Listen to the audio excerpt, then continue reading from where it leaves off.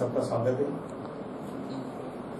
आज के हमारे देश के प्रधानमंत्री नरेंद्र मोदी जी, प्रधानमंत्री से अमित भाई शाह, हमारी सरकार भारतीय जनता पार्टी सरकार ने जो भी काम किया पहले 5 साल, अभी भी 1 साल जो भी काम किया उसका हम जनता तक पहुंचाने के लिए सब यहाँ इकट्ठे हुए। आज हमारे साथ हमारा प्रदेश प्रमुख स्पीकर भाई टंडन, विजय सिंह, हितेश भाई, मोइन भाई, मजीद भाई, सभी हमारा कार्यकर्ताओं और आप लोग का भी स्वागत है। प्रेस मीडिया तक भाइयों का, आप लोगों हमारी सरकार को, भारतीय जनता पार्टी को जो विकास किया उसका भी सपोर्ट करते हैं हर बार, और आपको भी चिंता देश के दमन की और समाज की, इसके लिए आपका बहुत धन्यवाद और स्वागत करता हूँ। आज देश में विकास तो पूरा देश में विकास हो रहा है, इसके साथ हमारा दमन और दादरा के साथ भी विकास हो रहा है। उसके साथ पहले ऐसा नहीं होता था कि दमन और दीव और दादरा कोई पहचानता नहीं था। इस सरकार आके गई, लेकिन जब भी हमारी सरकार आई, हमारे प्रधानमंत्री श्री नरेंद्र मोदी के नेतृत्व में जो पहचान बनाई देश की दुनिया के अंदर टॉप पे, वैसा हमारा दमन और दादरा भी उसके साथ आगे विकास में चल रहा है। उस विकास में कई आए गए हमारे अधिकारी, प्रशासक, परंतु जो हमारे यहाँ का प्रशासक श्री प्रभाई पटेल के नेतृत्व में हमारा सहयोग भी मिला, दूसरे का सहयोग भी मिला। आज विकास देखो दमन दीव और दादरा में जो नहीं था, रोड, पानी, लाइट कहाँ का, आज देखो बार बार बोलना पड़ता है, खुशी की बात होती है कि कॉलेज, मेडिकल कॉलेज आ गई, बार बार बोलता हम लोग, लेकिन आज देखो मेडिकल कॉलेज तो छोटे छोटे गरीब परिवार से, आदिवासी परिवार से, हमारे परिवार से डॉक्टर बने, बिना पैसा से डॉक्टर बनने जावे तो ऐसी बात है कि 50 लाख से चालू होता है डोनेशन उसका, तो कहाँ जाके ब्रेक लगता पता नहीं चलता। आज सबको खुशी है, हर घर में डॉक्टर बन जाएगा। सीट कितनी आई? 2-4 सीट थी इधर, वहां से 5-6 सीट थी। Medical college, engineering college, degree college, nursing college, paramedical courses, कितना रोड, पानी, लाइट, सुविधा, दिल जाने के लिए सुविधा, 13-13, 12-12, 15 घंटा लगता है, हमारा 1 घंटे में जाता है। फ्लाइट चालू होने वाली, कैटामरीन चालू होने वाली, और विकास तो विकास ही होता है, उसमें रुकावट नहीं है। फिर 10 बार बोल चुका, पहाड़ बना लिया हमारा देश का, तो हो गया ऊंचाई, लेकिन हमारा दमन और दादरा की ऊंचाई। एजुकेशन भी हमारा आगे बढ़ रहा है, टूरिस्ट प्लेस है दोनों, वो भी आगे बढ़ रहे हैं। रोड देखो आप, जम्पर ब्रिज देव का, जिसने हमने सोचा नहीं, हम खाली पेपर वर्क करते थे, बोलते रहते बार बार, लेकिन करके दिखाया हमारी सरकार के अंदर, और हमारे प्रभाई पटेल ने हमारे सहयोग से, सहयोग मिलना चाहिए, कोई भी विकास में सहयोग मिलना चाहिए। तो आत्मनिर्भर भारत ये नाम भी बहुत अच्छा है, क्योंकि हमारा खुद का आत्मनिर्भर होना चाहिए, दूसरे का भरोसा कम करना चाहिए।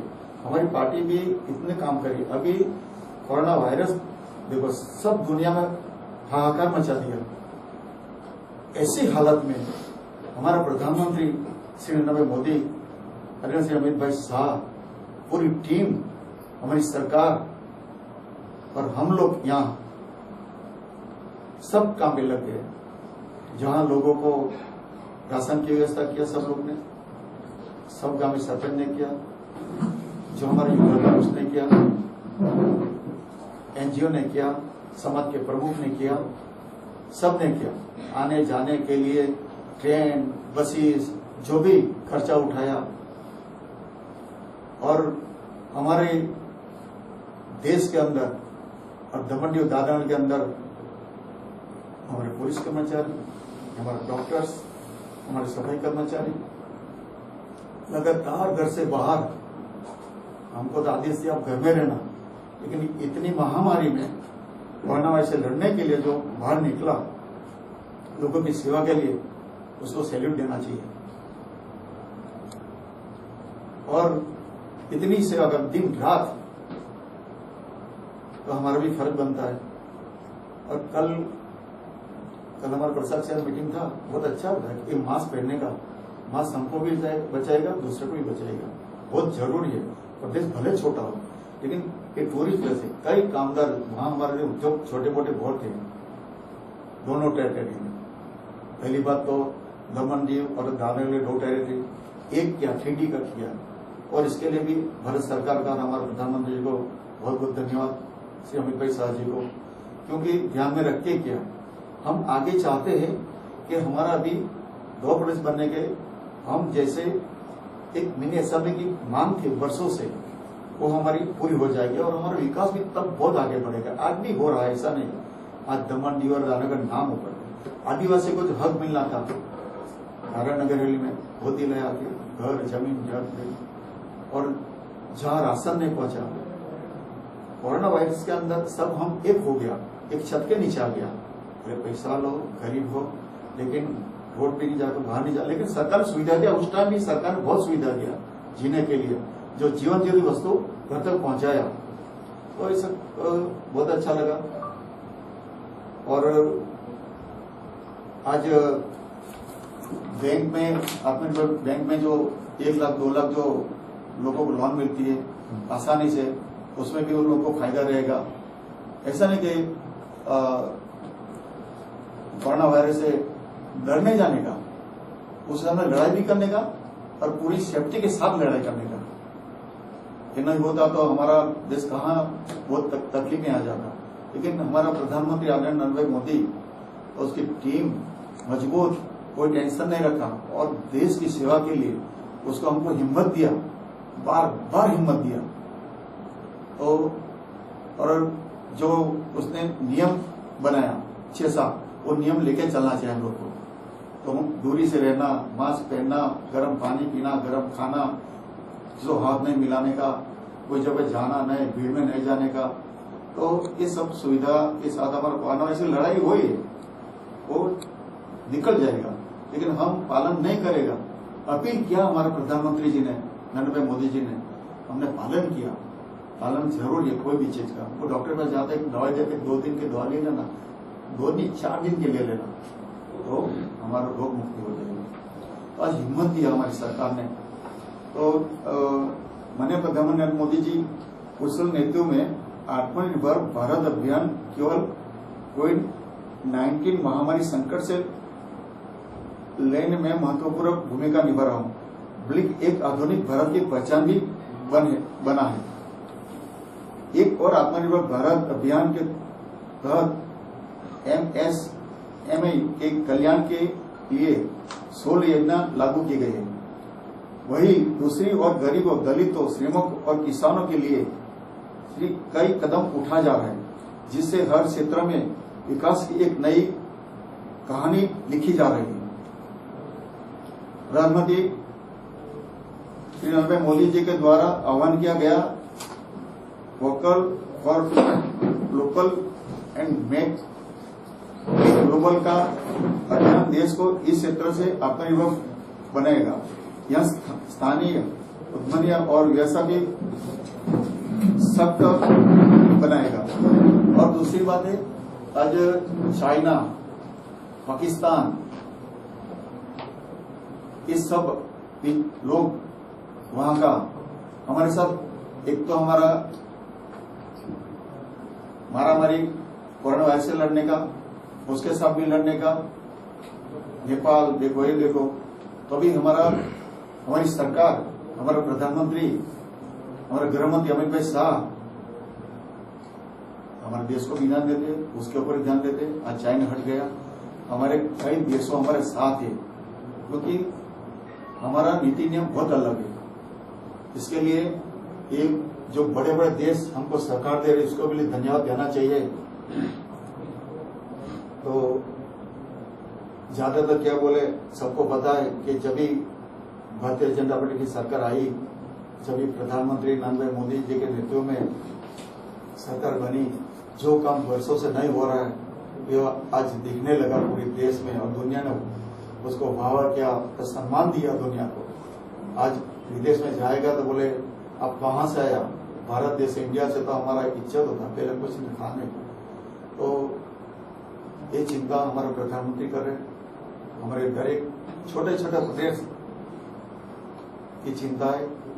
और आज भी हम टीवी में माध्यम से देखते तो कोरोना की वैक्सीन अभी कल भी हमारा स्पॉट कायरस हमारा दोस्त है उसकी फैक्ट्री खड़े हमें देखा, हमने अखबार में मैंने देखा था कल, तो कोई इंजेक्शन बनाए वायरस के लिए कोई उसमें, तो ये भी बहुत अच्छा मैसेज। एक छोटा सा दमन में नाम हो जाएगा, इतना इंजेक्शन दवा बन रही है, हर लोग साइंटिस्ट लोग लगे हैं दवा के लिए, तो उसको कोरोना की दवा वायरस की दवा ढूंढ रहे हैं।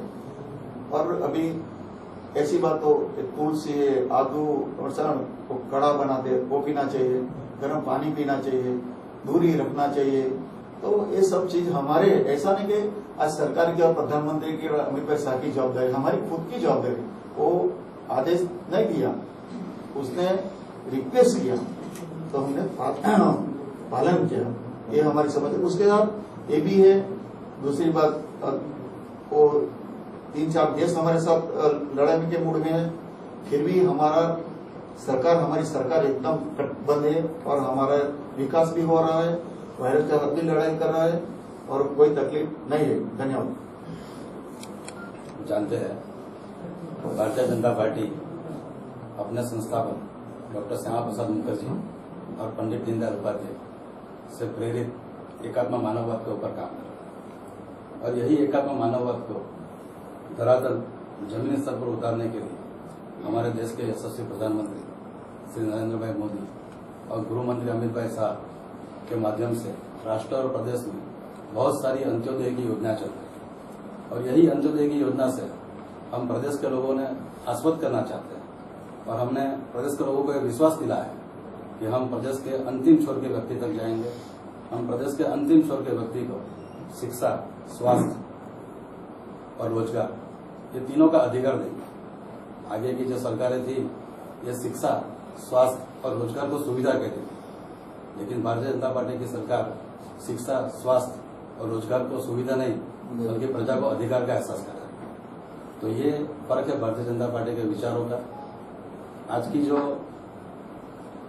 प्रेस कॉन्फ्रेंस है वो मुख्य विषय आत्मनिर्भर भारत और हमारे प्रदेश में आत्मनिर्भर भारत के ऊपर क्या क्या काम हो रहा है, और हम आने वाले दिनों में प्रदेश के जो जनता है, सिलवास की आदिवासी जनता हो, दमन दीव की माछीमार या बोली पटेल की जनता हो, या बाहर के आए हुए लोग, सभी लोगों के लिए पार्टी किस तरह सोच रही है, पार्टी किस तरह आगे बढ़ने वाली है, ये बारे में मैं आपसे चर्चा करूंगा। पहले आप जानते हैं कि कोरोना एक वैश्विक महाबीमारी रही।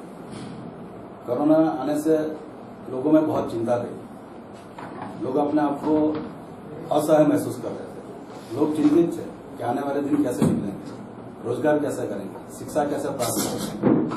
किंतु यशस्वी प्रधानमंत्री नरेंद्र भाई मोदी ने आत्मनिर्भर भारत की खोज करके हर एक राष्ट्र में, हर एक प्रदेश में ऐसी योजना दाखिल की कि जिससे लोगों को अभी आशा दिखने लगी, न कि आशा बल्कि लोगों को इम्प्लीमेंटेशन लेवल चालू हो गया। आज मैं आपको बताऊं तो MSME, medium micro scale enterprise जो है, जो छोटे छोटे उद्योग है, वो छोटे छोटे उद्योग को सक्षम करने के लिए दादरा नगर हवेली में अभी तक 1478, अब दमन दीव में 1252 इतने लोगों का लाभान्वित बैंक से हो चुका है, और करीबन दोनों प्रदेशों में मिलकर 125 करोड़ की राशि आवंटित की गई। वहीं चाइना के साथ हमारा ट्रेड वॉर चल रहा है, तो चाइना के साथ जिस तरह भारत की और चाइना की लड़ाई चल रही है, तो हम लोगों ने अपने देश में अच्छे से अच्छा इन्वेस्टमेंट रहे, इसके लिए 376 इंडस्ट्रियल एरिया SEZ लेवल पे उसको आइडेंटिफाई कर लिया। सिर्फ आइडेंटिफाई नहीं किया है, लेकिन GIC मैपिंग भी हो चुका है, यानी कुछ ही महीनों में, या कह सकते हैं कि कुछ ही दिनों में उसका कार्यान्वयन चालू हो जाए। सामने FDI की जो हमारी परसेंटेज थी, पहले हम लोग 49% FDI पे काम कर रहे थे, किंतु अभी जिस तरह प्रधानमंत्री काम कर रहे हैं तो हमें इन्वेस्टमेंट भी ज्यादा मिल रहा है। प्रदेश में जिस तरह सुरक्षा बढ़ी है, प्रदेश में जिस तरह खंडड़ीखोर लोगों को कमी किया जा रहा है, तो उस तरह प्रदेश में भी आने वाले दिनों में इन्वेस्टमेंट आ रहा है। तो इन्वेस्टमेंट के लिए भी हम लोगों ने 49% जो लिमिट थी उसको ओपन करके 76% कर दिया। तो आने वाले दिनों में प्रदेश में बहुत सारे इन्वेस्टमेंट भी आने वाले हैं। मत्स्य संपदा योजना की बात करें, मत्स्य संपदा योजना में दीव में हमारी 1700 बोट है, और दीव में हमारी करीबन 8 सोसाइटी कार्यरत है। वहीं दमन में हमारी छोटी 125 और बड़ी 75 बोर्ड है। और दमन में भी हमारी 3 सोसाइटी कार्यरत है। तो हमने मत्स्य संपदा योजना में यह फैसला लिया है कि हम एक फेडरेशन की रचना करेंगे और ये फेडरेशन के माध्यम से ये सभी सोसाइटियों को एक में संलग्न करेंगे और संलग्न करने के बाद मछीमारी का लोगों का जीवन स्तर ऊपर आए, लोगों को अच्छी रोजगारी मिले और हम अंतर्राष्ट्रीय लेवल का अपना बिजनेस बढ़ा सके। इसके लिए हम दोनों जगह पे बड़े से बड़े कोल्ड स्टोरेज का निर्माण करेंगे। जो एक बड़ी समस्या रहती है कि ड्राई प्रोसेसिंग फीस, तो ड्राई प्रोसेसिंग फीस यूनिट की स्थापना करेंगे। और सबसे बड़ी चीज है कि हमारे यहाँ जो लोग फिशिंग करके जो अच्छे प्रमाण विपुल प्रमाण में जो मच्छी पकड़ कर लाते हैं उनका ट्रांसपोर्टेशन में बहुत तकलीफ आती है। तो कोल्ड चेन के माध्यम से लॉजिस्टिक और ट्रांसपोर्टेशन की सुविधा उपलब्ध है। वहीं किसानों की बात करें तो किसान की अभी तक जो इम्प्लीमेंट हो चुका है 2.5 लाख करोड़ इतने लोग के कैश क्रेडिट कंसेशन किसान लोगों के अकाउंट में क्रेडिट हो चुका है। 1 लाख करोड़ का एग्री फूड प्रोसेसिंग चल रहा है और सबसे बड़ा महत्व का 10,000 माइक्रो फूड प्रोसेसिंग यूनिट में फंड आवंटित किया गया है और उसमें 50% सब्सिडी का प्रबंधन किया गया है। यानी कि देखा जाए तो आत्मनिर्भर के माध्यम से हमने उद्योगों के लिए, मछीमारों के लिए, किसानों के लिए सभी को लेकर एक अच्छी व्यवस्था निर्माण की है और न सिर्फ निर्माण की है बट 70% से ज्यादा का इम्प्लीमेंटेशन और फंड आवंटित हो चुका है और जो बाकी है उनको आने वाले कुछ ही महीनों में आवंटन हो जाएगा। प्रदेश की बात करें, मैंने आपसे पहले ही कहा कि हम शिक्षा, स्वास्थ्य और रोजगार उनको सुविधा नहीं बल्कि अधिकार कहते हैं और यही अधिकार के माध्यम से मैं सिर्फ आपको सिलवास की बात करूंगा तो सिलवासा में हमने 271 स्कूल, सरकारी स्कूल, वो सरकारी स्कूल में हमने बच्चों को फ्री एजुकेशन दिया। वहीं स्कूल में सभी विद्यार्थियों के लिए यूनिफॉर्म, बैग, सॉक्स, स्कूल, यहाँ तक कि छाता, ये सब भी हमने फ्री दिया। मध्याह्न भोजन के लिए हमने व्यवस्था की और मध्याह्न भोजन भी अत्यंत आधुनिक जो अक्षय पात्र योजना है और अक्षय पात्र योजना से अत्यंत आधुनिक स्तर का फुल न्यूट्रिशन वाला फूड हम दे रहे हैं। वहीं दूसरी ओर बात करें तो हमने हेल्थ क्षेत्र में हमने जो प्राइमरी हेल्थ सेंटर वो पहले कम थे लेकिन अभी दादरा नगर हवेली में हमारे 8 health centre, primary health centre चालू है। दमन में 3 चालू हो गए और हेल्थ वेलनेस सेंटर जो अभी नई शुरुआत है उसमें भी हमारा 17 हेल्थ वेलनेस कार्यों की प्रक्रिया चालू है नगर हवेली में और दमन में 5 की चालू है, 2 ऑलरेडी चालू हो चुके हैं। लोगों को अच्छी स्वास्थ्य और शिक्षा सुविधा मिले। आप सभी लोग सांसद सिंह ने बताया कि मेडिकल कॉलेज 6 सीट के लिए हमारे सांसद प्रयास करते थे, आज 150 सीट हो चुकी है। वहीं पैरामेडिकल कॉलेज, नर्सिंग कॉलेज, अगर किसी का परसेंटेज कम आते हैं तो उनको दुविधा होती थी, ज्यादा परसेंटेज आया तो एमबीबीएस में एडमिशन मिलता था, लेकिन कम परसेंटेज आता है और उनको भी डॉक्टरी करनी है, उनको भी हॉस्पिटल में काम करना है तो उनके लिए 240 सीट वाली पैरामेडिकल कॉलेज सिलवास में कार्यरत है। इंजीनियरिंग कॉलेज आप जानते हो। तो कुल मिलाकर शिक्षा के क्षेत्र में भी हम लोगों ने बहुत सारे काम किए और ये सब पिछले 3 सालों में जो काम आगे वाली सरकार या विपक्ष की सरकार ने 35 साल में नहीं किया, इतना काम खाली 36 मंथ में हुआ है। तो भारतीय जनता पार्टी किस गति से काम करती है, किस क्षमता से काम करती है, कौन सी दुरंदेशी से काम करती है, ये आप सब लोग इसका एहसास कर रहे होंगे। शिक्षा और स्वास्थ्य इतना ही काफी नहीं है, हम लोगों ने इंफ्रास्ट्रक्चर के विषय में भी आज सिलवासा की सिर्फ बात करो तो 34 चेक डैम यानी हर महीने में 1 चेक डैम खड़ा किया, 41 कलवट, ब्लॉक कलवट मतलब ब्लॉक कलवट लगा, अंतर्राष्ट्रीय कक्षा का स्टेडियम खड़ा किया। आज अंतर्राष्ट्रीय कक्षा का स्टेडियम एक खाली स्टेडियम नहीं बट जो प्रधानमंत्री ने जो नारा दिया है खेलो इंडिया, फिट फॉर इंडिया और फिट फॉर इंडिया के माध्यम से प्रदेश के युवा स्वस्थ रहे, प्रदेश के युवा स्पोर्ट्स के प्रति अपनी आगे बढ़ने की कारकर्दगी रख सके, उस तरह माहौल खड़ा किया। उसी तरह टूरिज्म में भी हम लोगों ने जू का निर्माण, यहाँ एंग्री बर्ड का निर्माण, रोड का निर्माण, यानी हर क्षेत्र, खाली शिक्षा स्वास्थ्य की बात नहीं बट टूरिज्म है, इंडस्ट्रीज है, रोड है, डेवलपमेंट है, हर क्षेत्र में भारतीय जनता पार्टी ने काम किया। और ज्यादातर आदिवासी क्षेत्र की बात करें जहां आज तक 12 एम्बुलेंस तो पहले हमारे सांसद सिंह ने 1 साल पहले किया था, किंतु सिलवास के बहुत सारे हिली एरिया है कि जहां सामान्य एम्बुलेंस को जाना मुश्किल है, खेड़पा है, बेड़पा है, किलौनी है, मांडोनी है, सिंडोनी है, तो ऐसे हिली एरिया में जाने के लिए फीडर एम्बुलेंस, तो ऐसी फीडर एम्बुलेंस भी 6 का हमने प्रावधान किया है, उसमें 3 फीडर एम्बुलेंस ऑलरेडी कार्यवंतित है। तो इस तरह हेल्थ क्षेत्र में भी हम लोगों ने हर जगह काम किया। आगे बात करें तो आदिवासियों की बात करें तो आदिवासियों का घर का आवंटन नहीं हो रहा। हम लोगों ने आज प्रधानमंत्री आवास योजना के माध्यम से 5,800 लोगों को 2,40,000 का जो फंड आवंटन होता है उसके माध्यम से 3,800 लोगों के घर अभी का काम चल रहा है और बहुत ही कुछ समय में ये 5,800 लोगों को उसका घर प्रधानमंत्री आवास योजना में मिल जाए। सालों से आदिवासियों को उसके पट्टे ऊपर जमीन नहीं मिल रही, किंतु यशस्वी प्रधानमंत्री नरेंद्र भाई मोदी और हमारी जो अंत्योदय की योजना है, और हमने आपको पहले ही बोला कि हम अंतिम छोर के व्यक्ति तक जाएंगे, तो अंतिम छोर के व्यक्ति का भला हो उसके माध्यम से इस प्रशासन ने 4,700 लोगों को उसकी जमीन उनके नाम कर दी और यह निर्णय ऐतिहासिक निर्णय रहा, क्योंकि आज तक आदिवासियों के बारे में किसी ने सोचा नहीं।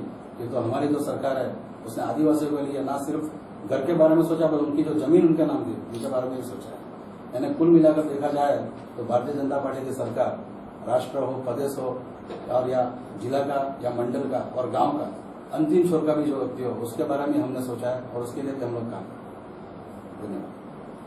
आयोजन કર્યું પ્રેસ કોન્ફરન્સ સારી વાત છે, પણ એના તો સોશિયલ ડિસ્ટન્સિંગનું ટોટલ તમે એ કરવું દેખાય છે, કારણ કે મોદી સરકારનું મોદી સાહેબનું પોતાનું સોશિયલ ડિસ્ટન્સ રાખવાનું તો તમે તેનું હનન કર્યું.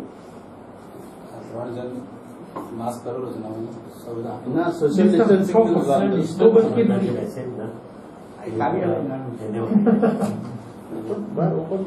આપીને આવ્યા છે એ બીજી વાર ધ્યાન રાખીશું. આપણે બી કામ મેન્ટેન કરીશું. બે જિલ્લા આયોજન તો આપણે મેન્ટેન કરते हैं. ચલો એ છોડો, સારી વાત સારી આ એક મુદ્દા પર આવો. ઝાડની નીચે કીધું નતું તમને. મને ખબર પડે કે મુકેશભાઈ પ્રેસ કોન્ફરન્સમાં આવ્યા છે. ખબર પડે એસીજેટની તમે વાત કરી, બરાબર? તો 376 એસીજેટના અંદર દાદરા નગર હવેલી અને દમણ દીવમાં કેટલા આવશે? દાદરાનગર હવેલી દમણ દીવમાં કેટલા આવશે હજુ નક્કી નથી થયું, પરંતુ એનું જીઆઈસી મેપિંગ છે. જીઆઈસી મેપિંગ જે થયું છે એટલે કે આપણી આંતરરાષ્ટ્રીય વ્યવસ્થાઓ કેટલી છે, રેલવે કેટલી છે, એરપોર્ટ કેટલા છે, નદી કેટલી છે, એટલે આ બધાનું જીઆઈસી મેપિંગ છે. હવે જીઆઈસી મેપિંગ થઈ ગયું છે. હવે આપણી તો આટલી સુવિધાઓ છે, આપણે રોડને કનેક્ટેડ છે, એરપોર્ટને કનેક્ટેડ છે, હાઈવેને કનેક્ટેડ છે, તો 100% આપણી ત્યાં એક એસએજી આવવાની શક્યતા છે. જગ્યા સુધી કે આપણી પાસે જગ્યા સેલવાસમાં ચાલુ છે. અધ્યક્ષજી, સેલવાસ સાંસદજીનો એક વિડીયો વાયરલ થયો છે, એમાં પ્રશાસકજીના ઉપર ઘણા બધા આક્ષેપો લગાડ્યા છે, શું કહેવું તમારે એના પર? સેલવાસામાં તમે કીધું પ્રશાસક પર કઈ આરોપ લગાડે એવું કઈ મેં બહુ ધ્યાનથી સાંભળ્યું નથી. પ્રશાસન વિશે કઈ કીધું હશે એવું બની શકે. પ્રશાસક પર કઈ આરોપ લગાડે એવું બહુ સાંભળવામાં આવ્યું નથી.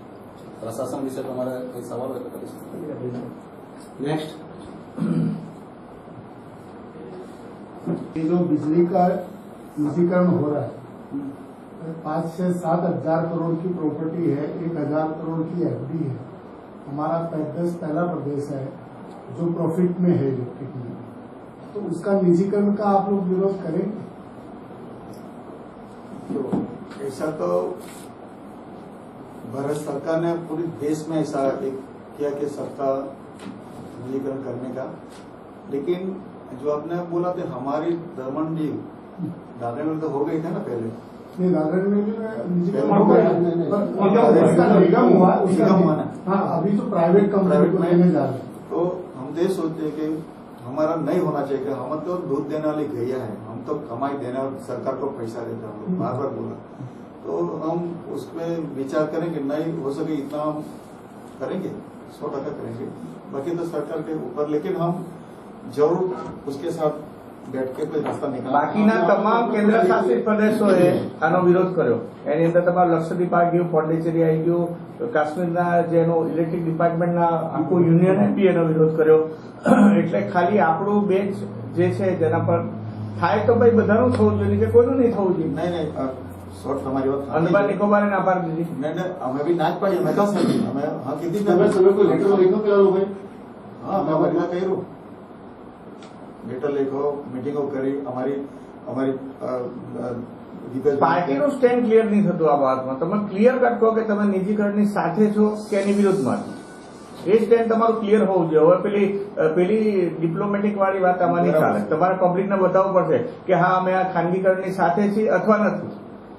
એ ગોળ વાત નહીં ચાલે કે પાર્ટીના હવે તમે અધ્યક્ષ છો એટલે બાકીનું બધું ભૂલી જવાનું. હવે સીધું આ જ વાત કરવાની કે પબ્લિકની સાથે છીએ અથવા નથી, કે ખાનગીકરણની સાથે છીએ અથવા નથી. હવે તમારું સ્ટેન્ડ છે આ બાબતમાં ક્લિયર કટ કહો એટલે અમને બી ખબર પડે. કાલે અમે લખી શકીએ કે ભાઈ આ બાબતમાં પાર્ટીનું આ સ્ટેન્ડ રહેશે. એ ગોળ વાત નહીં ચાલે હવે ભાઈ. આ બધું તમે વાત કરી બધી યુનિયન ટેરેટરી વિશે નક્કી કરવામાં હા. આવ્યું કે વિદ્યુત વિભાગોનું નિજીકરણ કરવું. હમ. હવે આ નિજીકરણનો જે નિર્ણય છે કેન્દ્રીય સ્તરનો નિર્ણય છે હા. અને કેન્દ્ર કેમ નિર્ણય લીધો છે તો આપના અખબારમાં જ આવ્યું હતું કે જેટલા બીજા યુનિયન ટેરેટરી છે કાશ્મીર હોય, આંદામાન નિકોબાર હોય, લક્ષદ્વીપ હોય, લદ્દાખ હોય, આ બધી જ દિલ્હી હોય, આ બધી જ યુનિયન ટેરેટરી 40% ટ્રાન્સમિશન લોસ સાથે ચાલી રહી. એટલે 40% ટ્રાન્સમિશન આપણે થી ત્યાં તો 20% સાહેબ ટોકું તમને આપણે ત્યાં છે ને ટ્રાન્સમિશન લોસ છે જ નહીં. આવશું. આપણે છે ને ને એ બહારનું કે બીજા પ્રદેશનું કે યા એટલે જે યુનિયન ટેરેટરી છે ટોટલ આપણી યુનિયન ટેરેટરી છોડીને હા બસ બીજી બધી યુનિયન ટેરેટરીમાં 20 થી 60% સુધીનો ટ્રાન્સમિશન લોસ છે. અને જ્યારે આટલો બધો ટ્રાન્સમિશન લોસ હોય તો સરકારે એના પર વિચારવું જોઈએ. એ બહુ કોમન વાત છે એમાં, કારણ કે જ્યારે આટલો બધો લોસ થતો સરકારે વિચારવું જોઈએ. પરંતુ આપણા પ્રદેશની વાત કરીએ તો આપણા પ્રદેશમાં લોસ ઘણો ઓછો છે, 4%ની નીચે લોસ છે. આપણો ઘણા બધા કહે છે આપણે કે આપણે પ્રોફિટ બી કરીએ છીએ. તો આપણો કેસ એક અલગ છે અને બીજી યુનિયન ટેરેટરીનો કેસ અલગ છે. તો એ વિશે અમારા સંસદે વાત કરી અને અમે બી એવા પ્રયત્નો કરીશું કે આપણી જે હકીકતો છે, આપણે પ્રોફિટ કરીએ છીએ, આપણે ડિજિટલ ટેકનોલોજી 2 વર્ષ પહેલાં અપનાવી ચૂક્યા છે, આપણે ત્યાં બ્રેકડાઉન્સ ઓછા છે, આપણે ત્યાં અદ્યતન સુવિધા ઇલેક્ટ્રિક ડિપાર્ટમેન્ટ ઊભી કરી છે. તો આ બધી જ માહિતીઓ અમે કેન્દ્ર સુધી તો પહોંચાડીશું. ક્યારે પહોંચાડશે?